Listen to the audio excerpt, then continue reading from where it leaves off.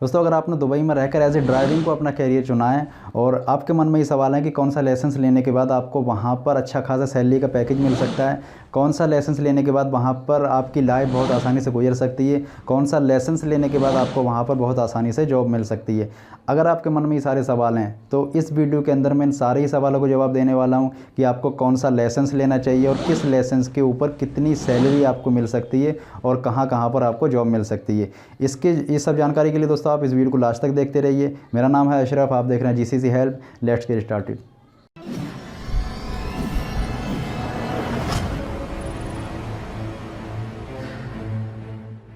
दोस्तों, अगर आपने अपना कैरियर और फ्यूचर ड्राइविंग को ही चुना है तो ये बहुत अच्छी बात है, क्योंकि ड्राइवर की जॉब एक ऐसी कॉमन जॉब है जो लगभग हर कंपनी में अवेलेबल होती है। लेकिन शर्त ये कि हर किस्म का ड्राइवर, हर चीज़ का ड्राइवर हर कंपनी में अवेलेबल नहीं होता है। ये डिपेंड करता है आपकी कैटेगरी के ऊपर कि आपने किस कैटेगरी का लाइसेंस लिया है, जिसके ऊपर आपको बहुत ही आसानी के साथ जॉब मिल सकती है। हम दोस्तों बात करेंगे सबसे पहले कि दुबई गवर्नमेंट ने कौन से लाइसेंस को किस कैटेगरी में रखा हुआ है और आपको कौन सा लाइसेंस लेने की ज़रूरत है, कितनी सैलरी किस लाइसेंस में मिलती है, और अगर आपको जो भी सैलरी चाहिए, जो भी कैटेगरी का लाइसेंस लेना है, उसमें लगभग कितना खर्चा आ जाता है, ताकि आप वहाँ पर बहुत आसानी से अपनी लाइफ को सर्वाइव कर सकें। उसके लिए दोस्तों सबसे पहले हम बात करते हैं कि 1 नंबर कैटेगरी में दुबई गवर्नमेंट ने मोटरसाइकिल को रखा हुआ है कि आप सिर्फ मोटरसाइकिल ही चला सकते हैं। अब दोस्तों हम बात कर लेते हैं कि मोटरसाइकिल का लाइसेंस लेने के बाद आपको क्या जॉब मिल सकती है। फॉर एग्जांपल, आप एक सुपरमार्केट में, एक रेस्टोरेंट में, एक पिज़्ज़ा हट में या फिर किसी मैकडोनाल्ड या कैफेटेरिया के अंदर आपको काम मिल सकता है, जहां पर मिनिमम सैलरी 1800 से यानी कि 1800 से शुरुआत होकर आपको 2500 तक सैलरी मिल सकती है। आपका जो काम होता है वो सिर्फ रोड के ऊपर चलना और आपका पिज़्ज़ा, आपका खाना, आपका इसी तरीके की छोटे मोटे पार्सल्स की डिलीवरी होती है। या फिर अगर आपकी मोटरसाइकिल की रिक्वायरमेंट किसी कंपनी में है तो कंपनी के कुछ डॉक्यूमेंट्स इस ऑफिस से उठा के दूसरे ऑफिस में लेके जाना, वहाँ से उठा के इधर लेके जाना, इस तरीके के आपको काम करने होंगे। आपको दिन भर वहाँ पर रोड पर रहना होगा और लगभग वहाँ पर गर्मी मैक्सिमम 48 या 50 डिग्री तक टेम्परेचर वहाँ पर चला जाता है। तो उस केस में मोटरसाइकिल वालों की जो लाइफ है ना वो बहुत मुश्किल होती है और वहाँ पर मोटरसाइकिल ड्राइवर की जो लाइफ है वो आसान नहीं है। अगर आप सोच रहे हैं मोटरसाइकिल मुझे चलाना आता है, लाइसेंस लेना उसका ईजी है, खर्चा कम से कम आपका 6 से 7 हज़ार के करीब दिरहम जो है वो खर्चा आ जाता है, और सबसे सस्ता लाइसेंस आपको मोटरसाइकिल का मिल जाने के बावजूद भी आपकी लाइफ वहाँ पर सेफ़ नहीं है और आपकी लाइफ वहाँ पर अच्छी नहीं है। दूसरा ये हो सकता है कि दोस्तों वहाँ के जो रोड हैं वो लगभग 120-140 तक मैक्सिमम रोड होते हैं और इतनी स्पीड में मोटरसाइकिल का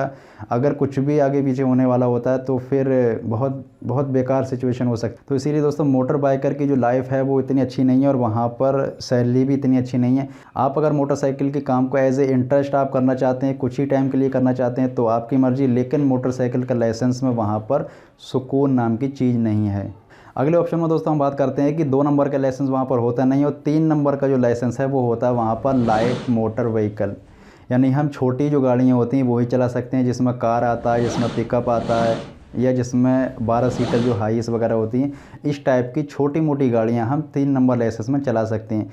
इस लाइसेंस की दुबई में बहुत ज़्यादा रिक्वायरमेंट है, क्योंकि लगभग हर कंपनी में एक छोटा पिकअप होता है, एक छोटी कार होती है या फिर छोटी 10-12 सीटर जो हाईएस्ट होती है वो भी होती है। इस लाइसेंस को लेने से आपका प्रॉफिट हो सकता है और 3 नंबर लाइसेंस लेने में आपका जो खर्चा होगा वो 8 से 10 हज़ार दिरहम का होगा और इस लाइसेंस के ऊपर आपको जो सैलरी मिलती है वो 2500 से लेकर 3500 के बीच में आपको सैलरी वहाँ पर आसानी से मिल जाती है। मिनिमम 2500 2500 आपको सैलरी वहाँ पर मिल जाती है और 3000-3200 बहुत आराम से आज के टाइम में वहाँ पर सैलरी मिल जाती है। आपका जो काम होगा वो, अगर आपके पास पिकअप है तो आपका सामान छोटा मोटा सामान आपका होगा, साइट पर जाना होगा या फिर कुछ ऑफिस के डॉक्यूमेंट लाने होंगे या फिर आपसे कुछ परचेजिंग करने को बोला जाएगा। अगर आपके पास कोई हाईएस है या फिर 10-12 सीटर कोई गाड़ी है तो उस केस में दोस्तों आपको साइट पर जो मैन पावर होती है उसको पिक एंड ड्रॉप करना होता है और छोटी मोटी परचेजिंग में लगी होती है। यहाँ पर 3 नंबर लाइसेंस वालों की जो लाइफ जो है वो थोड़ी ईजी है as compare to motor vehicle licence की। अगले ऑप्शन में दोस्तों हम बात कर लेते हैं, वहाँ पर होता है 4 नंबर लाइसेंस, जिसकी कैटेगरी में रखे हुए हैं हैवी ट्रक यानी जो हमारे इंडिया में 10 टायरा गाड़ी होती है, 7 टन 10 ट्रक, जिस तरीके के ट्रक होते हैं, इन सबको ज़रूरत होती है 4 नंबर लाइसेंस की। और इनका जो काम होता है वो पूरी गाड़ी को लोड करके एक कंपनी से दूसरी कंपनी में लेके जाना, कंपनी से साइट पर लेके जाना और इस तरीके के काम होते हैं। और इस 4 नंबर लाइसेंस को बनाने में दोस्तों आपका जो खर्चा आता है वो करीब आता है 10 से 15 हज़ार के बीच। दोस्तों मैं जो खर्चे बता रहा हूँ ये डिपेंड करता है आपके लक के ऊपर और आपके हार्ड वर्किंग के ऊपर, क्योंकि वहाँ पर अगर आप एक बार, दो बार, तीन बार फेल होते जाते हो आपका खर्चा भी बढ़ता जाता है। ये मैं एक एवरेज खर्चा आपको बता रहा हूँ कि आपको इतने तक में 10 से 15 हज़ार के बीच में आपको 4 नंबर लाइसेंस मिल सकता है, अगर आपका लक, आपकी हार्ड वर्किंग सब कुछ ठीक तरह से काम करती है। बात करें दोस्तों एक ट्रक ड्राइवर की सैलरी की, तो वो होती है 3,000 से 4,000 के बीच में। ये 3 से 4,000 के बीच में आपको सैलरी वहाँ पे मिल जाती है, और ये हर कंपनीज़ में इनकी ज़रूरत भी नहीं होती है, कुछ गिनी चुनी कंपनियों में इनकी ज़रूरत होती है, और आपको इसकी जॉब ढूंढने में थोड़ी सी दिक्कत भी आ सकती है। अगले लाइसेंस की दोस्तों अगर हम बात करते हैं तो 5 नंबर लाइसेंस जिसमें हम चला सकते हैं मिनी बस यानी जिसमें 25 सीटर जो गाड़ी होती है उसको मिनी बस बोलते हैं। वो गाड़ी हम 5 नंबर लाइसेंस लेने के बाद चला सकते हैं, और उस गाड़ी को चलाने वाले की जो सैलरी होती है वो भी लगभग 3,000 से 4,000 के बीच में होती है, और इसको बनाने में जो खर्चा आता है वो भी लगभग 8,000 से लेकर 10,000 या 12,000 तक आ सकता है। 8 से 10,000 हम कह सकते हैं, क्योंकि यहाँ पर अगर नॉर्मल कंडीशन में हम जाते हैं, एक एवरेज खर्चा निकालते हैं, वो मिनिमम 8 है और मैक्सिमम 12 तक जाना चाहिए, अगर आप एक बार फेल भी हो जाते हो तब भी। अगली कैटेगरी की दोस्तों अगर हम बात करें तो वो होता है 6 नंबर लाइसेंस, और 6 नंबर लाइसेंस में हम चला सकते हैं वहाँ पर एक हैवी बस जिसके अंदर दोस्तों लगभग 50 से 60 के करीब आदमी होते हैं, और इस बस का जो काम होता है वो वर्कशॉप से, अकोमोडेशन से, लेबर को, मैन पावर को पिक एंड ड्रॉप, सिर्फ इतना ही काम होता है, कोई परचेजिंग नहीं, कोई दूसरा काम नहीं। ये सिर्फ इतने छोटे से काम की वजह से यहाँ पर इस हैवी बस के लाइसेंस को लेने में दिक्कत तो होती है, पैसा भी ज़्यादा लगता है। आपका यहाँ पर 10 से 15 हज़ार दिरहम का करीब खर्चा आ सकता है, लेकिन आपको जो सैलरी मिलती है वो 3 से 3,500 हज़ार के बीच में मिलती है, क्योंकि इन ड्राइवर्स का जो काम होता है वो सिर्फ 2 टाइम होता है एक दिन में, पिक एंड ड्रॉप। आपको सिर्फ यही काम करना है, सुबह छोड़ना है, उसके बाद आपको बंदे उठा के लेकर आना, बीच में आप जो भी कुछ करते हैं आपको कोई काम नहीं है।